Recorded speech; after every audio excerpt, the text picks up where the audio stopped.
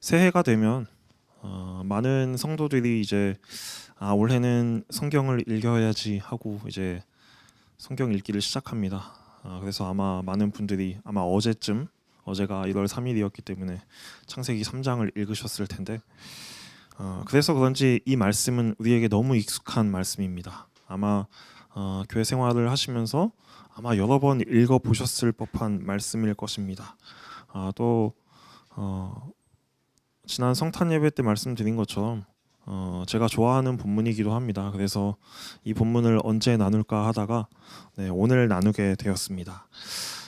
오늘 이 본문을 가지고 알게 하는 나무, 이 나무가 우리에게 무엇을 알게 하는가, 그것에 대해서 이야기를 함께 나눠 보고자 합니다. 첫 번째로 뱀이 등장합니다. 이 뱀은 여호와 하나님이 지으신 들짐승 중에 가장 간교한 존재라고 1절에서 말하고 있습니다. 이 뱀이 간교하다고 하는 이유는 이 뱀이 정보를 교묘하게 바꿔서 말을 하고 있기 때문입니다. 하나님은 아담과 하와에게 이 동산의 열매들을 먹지 말라고 한 적이 없습니다. 각종 나무의 열매를 너희 임의대로 먹으라라고 하셨습니다. 그런데 이 뱀이 지금 말하고 있는 것은 이 모든 열매를 먹지 못하도록 너희를 억압하시는 분인 것처럼 뱀이 이야기를 하고 있습니다. 그리고 이제 하와가 대답하죠. 하와는 이것에 대해서 잘못된 부분들을 고쳐주는 것처럼 보입니다. 2, 3절에서 먹을 수 있지만 동산 중앙의 열매는 먹지도 말고 만지지도 말라 하셨다라고 합니다.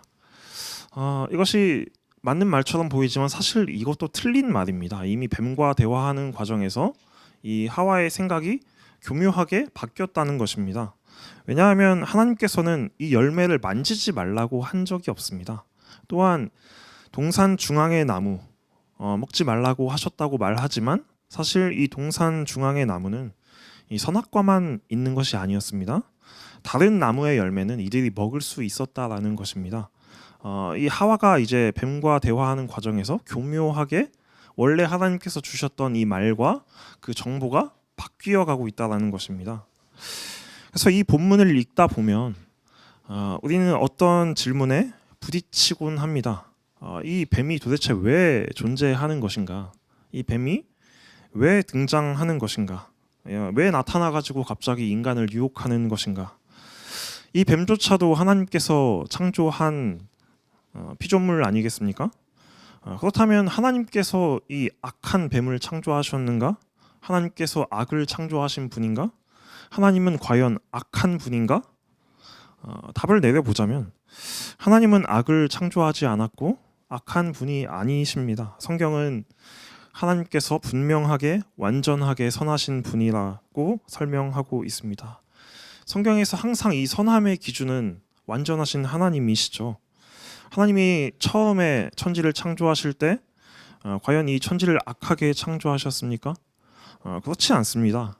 하나님께서 보시기에 좋았다라고 말씀하셨습니다. 그것이 선한 것이었습니다. 위대한 신학자 어거스틴은 이 악을 설명할 때 이 악을 가리켜 선의 결핍 혹은 선에서 이탈한 상태라고 말했습니다.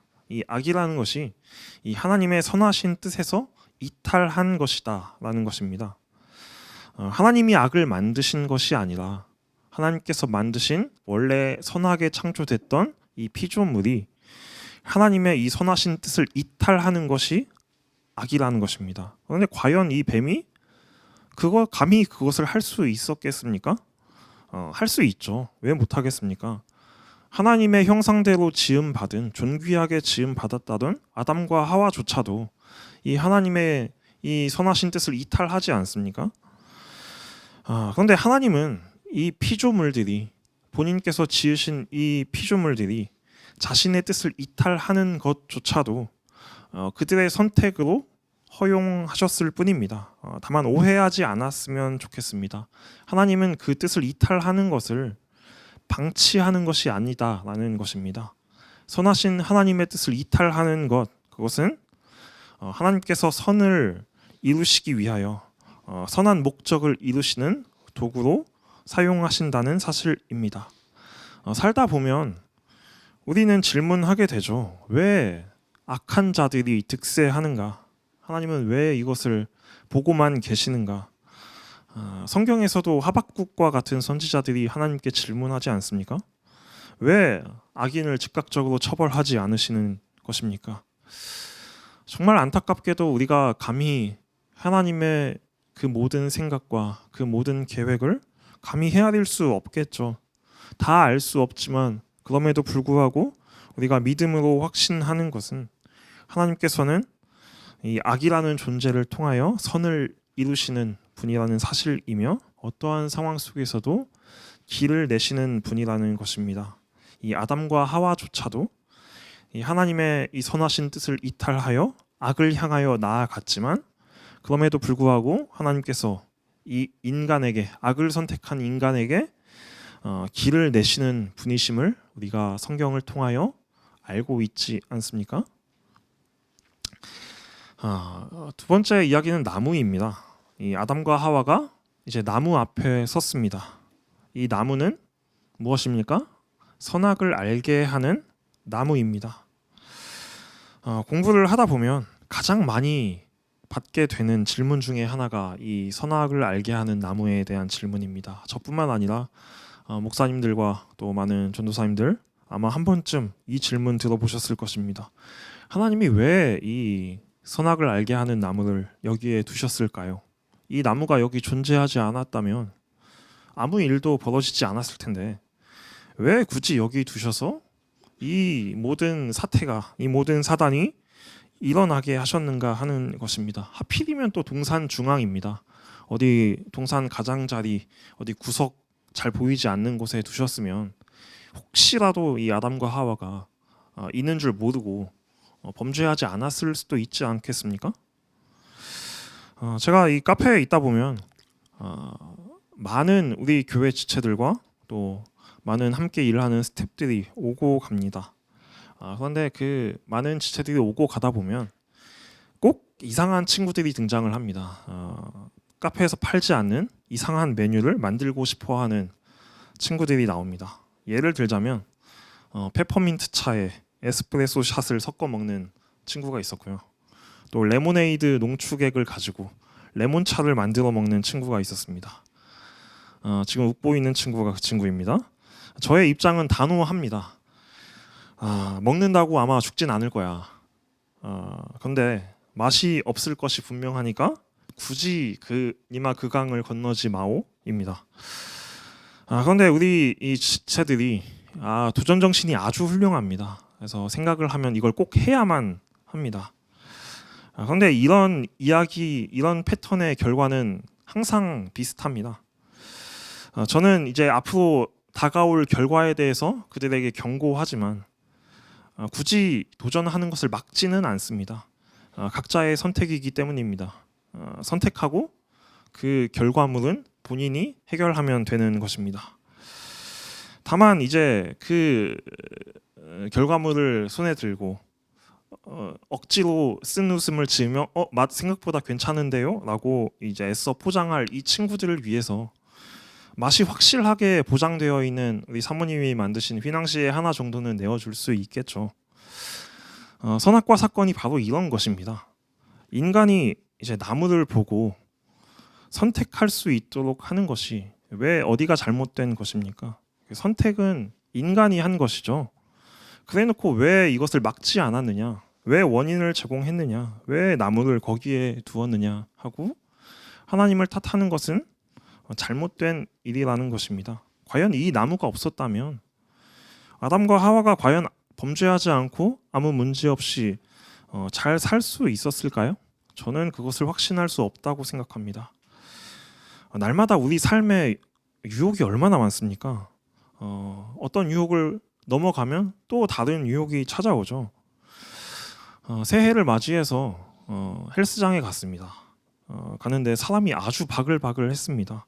이 새해가 되면 이제 많은 사람들이 새 마음과 새 뜻을 가지고 올해는 운동을 해야지, 올해는 건강한 한 해가 돼야지, 올해는 다이어트에 성공해야지 하면서 이제 운동을 하고 또 다이어트를 시도합니다.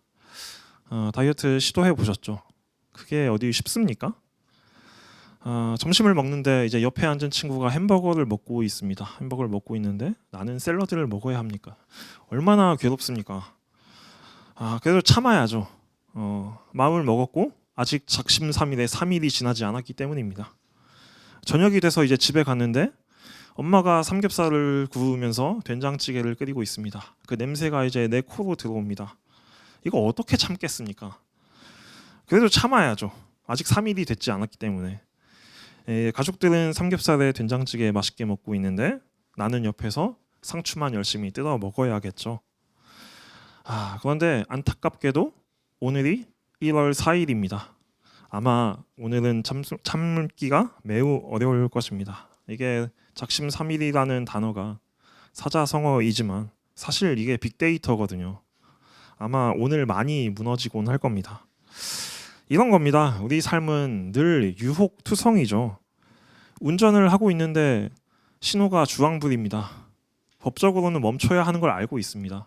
그런데 빨리 밟아서 여기를 벗어나고 싶죠. 유혹은 매 순간마다 우리의 삶의 곳곳에서 우리를 찾아오고 우리를 유혹하곤 합니다. 가벼운 예시를 들어드렸지만 이것보다 훨씬 심각하고 훨씬 깊은 죄의 유혹이 우리를 찾아올 때가 있을 것입니다. 이 수많은 유혹과 또 수많은 고민 속에서 날마다 우리는 선함을 지키기 위해서 얼마나 치열하게 싸우고 있습니까? 과연 이 선악을 알게 하는 나무가 없었다고 아담과 하와가 아무 일도 없이 범죄하지 않고 넘어지지 않고 살 수 있었을까요? 사실 하와는 이 나무 앞에 서기 전에 앞서 말씀드린 것처럼 뱀과 대화하는 과정 속에서 이미 하나님께서 하신 말씀, 하나님의 뜻을 다르게 말하고 있지 않습니까? 이들은 선악과가 아니었어도 다른 곳에서 하나님의 뜻을 이탈했을 가능성이 분명히 존재한다고 저는 생각합니다. 다만 선악과 앞에서 이탈했을 뿐이고 그 앞에서 넘어진 것 뿐입니다. 이 선악과가 너무 유명해서 우리는 잊고 있지만 사실 동산 중앙의 나무는 두 종류였습니다. 그 두 종류 중에 하나가 이 선악을 알게 하는 나무였고 또 다른 하나는 생명나무입니다. 하와는 동산 중앙의 나무 열매를 하나님께서 먹지 말라고 하셨다고 말했지만 사실 이 생명나무 열매는 이들에게 허락된 것이었습니다. 이 동산 중앙에서 아담과 하와가 이 생명나무를 보며 그 열매를 먹으며 무슨 생각을 해야 했습니까? 나의 생명이, 나의 존재가 나의 창조자 되시는 우리 하나님께 있음을 기억해야 했습니다. 그것을 알아야 했습니다. 그리고 창조주 하나님께서 주신 명령, 하나님의 백성의 삶의 법도 그것을 기억해야만 했습니다. 그것이 무엇입니까? 너희가 다른 것을 다 너희 마음대로 누릴지라도 단 한 가지, 이 선악을 알게 하는 나무는, 이 열매는 먹지 말라는 것입니다. 그런데 이 한 가지, 겨우 한 가지를 이들이 지키지 못하고 무너진 것입니다. 다시 말씀드리자면 이들이 동산 중앙에서 이 나무들을 보며 그들이 알아야 했던 것은 하나님이 나의 생명의 주관자, 나의 존재의 근원이 된다는 사실입니다. 오늘 우리가 알아야 하는 것 또한 하나님께서 우리 삶의 주관자가 되신다는 사실입니다. 여러분의 삶의 중앙에, 여러분들 삶의 중심에 우리를 창조하시고 또 우리 삶의 주관자가 되시는 하나님께서 계시기를, 그리고 또 날마다 삶의 중심에 계시는 하나님을 바라보며 다시 깨닫고 또 다시 하나님을 깊이 알아가는 여러분 되시기를 축복합니다. 아담과 하와가 무엇을 알고자 했습니까? 그들은 다른 것을 알고 싶어 했습니다. 그들이 알고자 했던 것은 선악을 아는 것이었습니다. 정확하게 말하자면 선악을 아는 것이 아니라 악을 아는 것이죠. 왜냐하면 이들이 이미 선했기 때문입니다. 하나님께서 이 천지를 지으실 때 선하게 창조하셨다고 말씀드렸습니다. 인간 역시 이 모든 선하게 창조하신 피조물 중에 심히 좋았다라고 말씀하실 정도로 선하게 창조하셨죠. 이들이 숨쉬고 또 움직이고 먹고 마시는 것, 그 모든 것이 하나님께서 천지를 창조하신 방식, 선한 것이었습니다. 이 선이라는 것은 그들의 일상이었다는 것입니다. 숨쉬는 것, 말하는 것, 움직이는 것, 또 하나님과 이 동산을 함께 거니는 것, 그 모든 삶의 그 모든 순간이 선했고 또 그 선함이 그들의 삶의 모든 일부분이었다는 것입니다. 삶의 그 기본값이 이 선함이었다고요.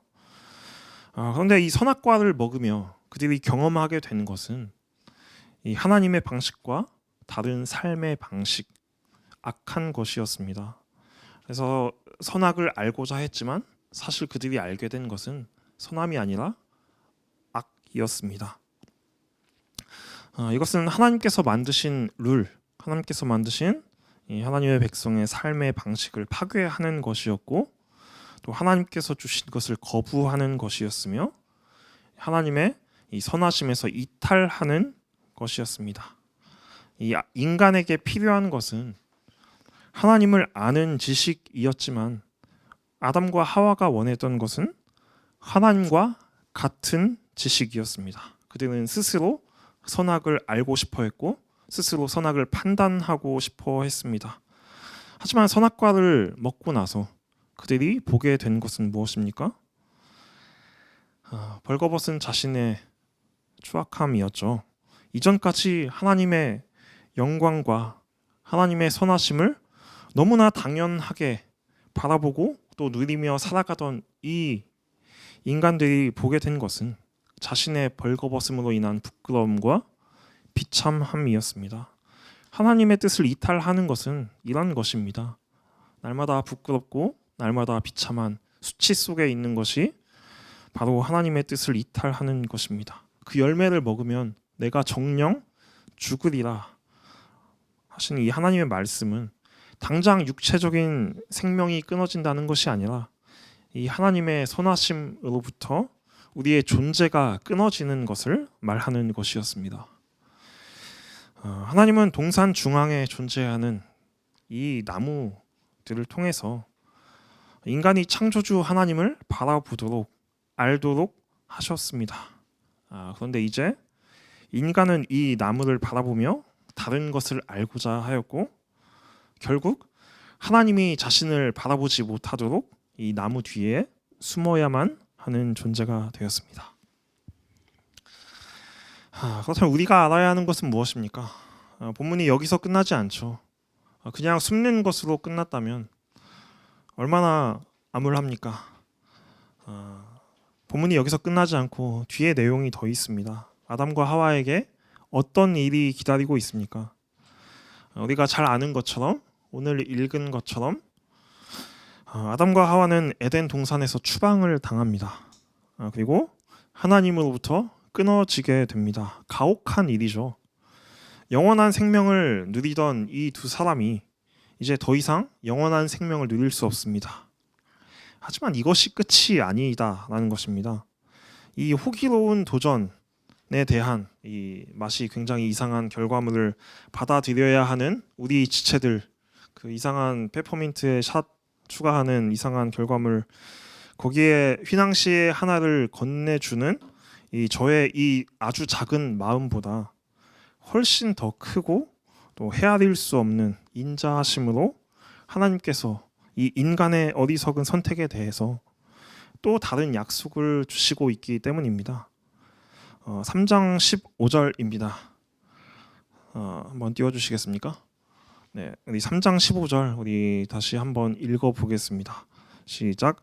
내가 너로 여자와 원수가 되게 하고 내 후손도 여자와 원수가 되게 하리니 여자의 후손은 내 머리를 상하게 할 것이요 너는 그의 발꿈치를 상하게 할 것이니라 하시고.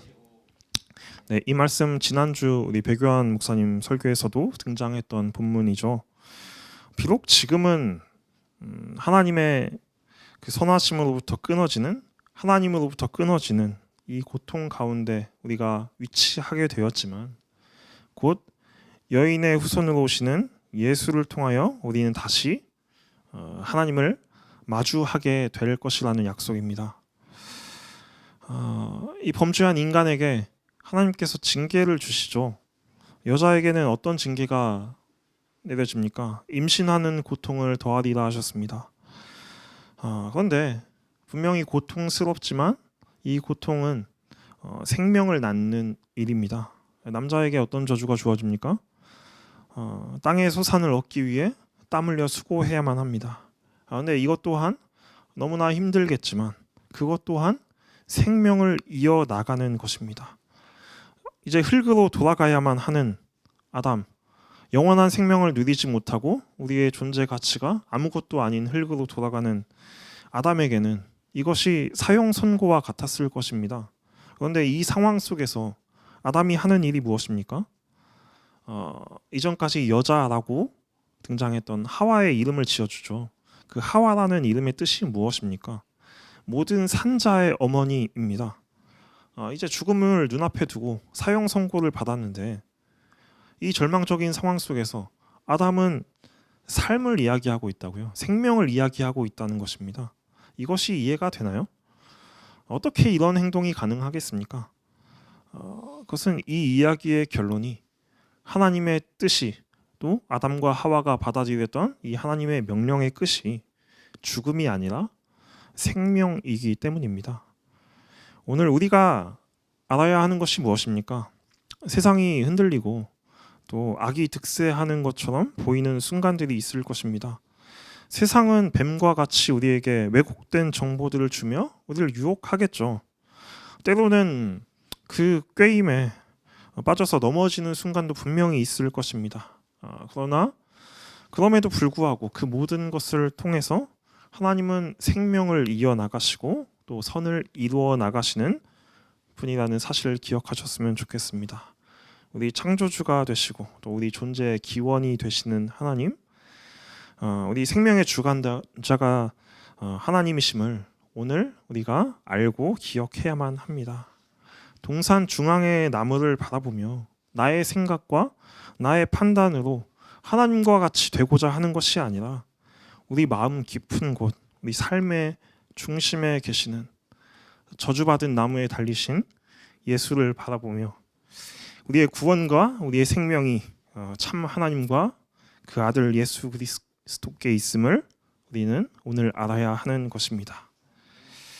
오늘 예배 순서지를 보셨을 것입니다. 예배 순서에 조금 변화가 있습니다. 약간 데자뷰인데 지난해에도 첫 주 설교를 제가 맡았었습니다. 지난해에도 변화된 예배 순서에 대해서 안내를 드린 적이 있었는데 오늘 또 다시 안내를 드리고자 합니다. 건강교회 예배는 감사와 회개의 기도로 시작을 합니다. 흙으로 돌아갈 수밖에 없는 존재인 우리를 하나님께서 여전히 먹이시고 또 입히셨습니다. 그에 대한 감사의 기도와 죄인이었던 우리의 모습을 기억하며 회개의 기도로 나아가는 것입니다. 삶의 자리에서 하나님의 뜻을 따라 거룩하게 살아가지 못했던 우리의 부족함을 회개하며 완전하신 하나님의 자비와 긍휼을 구하는 시간인 것입니다. 그저 한 줌의 흙밖에 되지 않을 우리를 부르신 영원한 하나님의 그 앞에 엎드리는 시간인 것입니다. 그런 우리를 다시 하나님의 은혜와 자비로 예배 가운데 부르시는 것이 예배로의 초청입니다. 우리를 먹이시고 입히셨던 하나님께서 우리를 다시 불러주셨기 때문에 우리는 그리스도를 통하여 그리스도와 연합함으로 또 성령의 인도하심으로 우리는 공동체로 모여 예배합니다. 예배는 단순한 의식이 아니라 하나님께서 주신 약속에 근거하여 우리가 드리는 믿음의 고백입니다. 하나님께서는 비록 우리가 범죄하였을지라도 다시 먹이시고 입히시며 생명을 약속하셨죠. 우리는 이 약속 안에서 삼위일체 하나님께 부름받아 세워진 공동체로서 함께 예배하는 것입니다. 그리고 마지막에 파송의 고백이 믿음의 고백으로 바뀌었습니다. 공동체로 함께 모여 드리는 예배와 또 우리 각 사람이 삶의 자리에서 드리는 삶의 예배는 이어져 있습니다. 그 이어진 것은 그 모든 예배와 그 모든 우리의 삶이 믿음의 고백 위에 세워지고 있기 때문입니다. 이 믿음의 고백, 우리가 함께 드리는 사도신경은 예수의 삶과 행적과 그가 하신 일들을 고백합니다. 그 믿음으로 우리가 예수를 고백하며 삶의 자리에서 계속하여 예수와 동행하며 예수를 알아가고자 하는 것입니다. 그렇게 삶의 모든 자리에서 예수를 깊이 알아가는 저와 여러분들이 되었으면 좋겠습니다. 이제 말씀을 맺고자 합니다. 저는 요즘 말씀을 준비하고 또 다른 목사님이나 또 강도사님, 전도사님들이 하시는 말씀을 들으며 이전에 알지 못했던 시편의 의미들을 이해하고 있습니다. 지난 성탄 주일에 나눴던 무비보셋의 이야기를 묵상하며 이 원수의 목전에서 상을 베푸시는 하나님으로 인하여 내 평생의 선하심과 인자하심이 나를 따르리니 내가 주의 집에 영원히 거할 것이다 라는 시편 23편 말씀이 감동이 되었습니다. 또 오늘 말씀을 준비하며 지난 송구영신 때 그 예배에서 배교환 목사님 나눠주신 시편 1편의 말씀이 감동이 되었습니다. 무엇이었습니까? 복 있는 사람은 악인의 꾀를 따르지 아니하며 죄인들의 길에 서지 아니하며 여호와의 율법을 즐거워하며 묵상하는 자로다. 시냇가에 심은 나무가 철을 따라 열매 맺으며 잎사귀가 마르지 아니함 같으니 모든 일이 형통하리로다. 그 복 있는 사람이 저와 여러분이기를 축복합니다. 오늘 우리가 알아야 하는 것이 무엇입니까? 우리가 아담과 하와처럼 비참함과 수치 속에 있을 때에도 우리에게 다시 생명을 약속하시는 하나님을 알아야 합니다. 또 여인의 후손으로 다윗의 후손으로 오신 살아계신 하나님 말씀이신 예수 그리스도, 우리를 구원하기 위하여 저주받은 나무에 달리신 예수를 우리가 깊이 알아야 합니다. 마지막으로 말씀 한 구절 읽고 마치겠습니다. 요한복음 17장 3절입니다. 함께 읽겠습니다. 영생은 곧 유일하신 참 하나님과 그가 보내신 자 예수 그리스도를 아는 것이니이다. 우리의 창조자이신 참 하나님과 여인의 후손으로 오신 살아계신 말씀 예수를 깊이 알아가는 2026년이 되시기를 축복합니다.